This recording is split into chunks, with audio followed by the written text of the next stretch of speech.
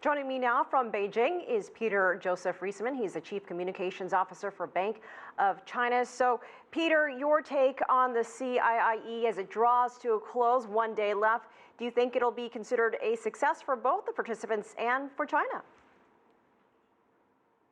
I think it actually is a success. I mean, since the moment that I arrived there, I've been coming back and forth to China for 25 years. I lived in China for 7 years. And you ask yourself oftentimes, how could they top each event, each exhibition, from the Olympics to the World Expo? But seeing what I saw over the last couple of days, it's simply been remarkable. Bank of China played a very critical role in supporting the expo.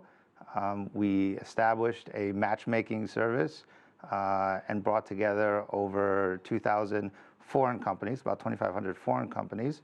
And I heard, previously you were talking on air about agreements that were signed. According to the numbers that we're looking at, we've seen roughly about 1,200 agreements for foreign companies and Chinese companies to collaborate, and another 600 companies that are looking to continue the dialogue.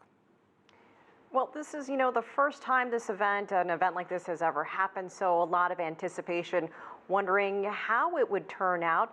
What are some of the biggest impressions from this event so far, and what do you think we can expect? I'm guessing there will be a second time. I know there will be a second time for years to come. What do you think we can expect then? I have no doubt that there'll be many more expos like this in the future. The facility there was simply remarkable, and certainly to have such an exhibition center built within a short period of time, I think shows the commitment by the Chinese government. The reception that everybody received was certainly at a remarkable level, and I think the foreign companies that were there, you saw a wide representation from every industry, from agricultural to technology to medical. I think everybody was impressed. And so I think you'll see going forward more companies coming to China. You have an enormous consumer market. The consumer market, consumer consumption in China has grown to about 12% and was expected to grow to about 22% by the year 2030. That alone, I think, shows the consuming power of the Chinese people, and foreign companies, including U.S. companies, are going to want to continue to come here and be a part of that economy. And Bank of China certainly supports that. And I work at Bank of China in the United States, and our clients, both American clients and Chinese clients, are looking to increase that level of cooperation and export and import, or export to China and import from the United States. What would you say from this inaugural event are some of the lessons learned, and what would you say are some of the challenges? We heard our correspondent touch on some of these companies and governments hoping to meet the numbers that China wants to pledge. I think at the end of the day, I mean, like I said, I've been coming back and forth to China for 25 years. There's an education process. Doing business in China for many companies has been proven to be extraordinarily profitable and successful. You have to learn the laws, you have to learn the culture. I think foreign companies have adapted their products to the Chinese market very well, and I think that they're going to have to continue to do that.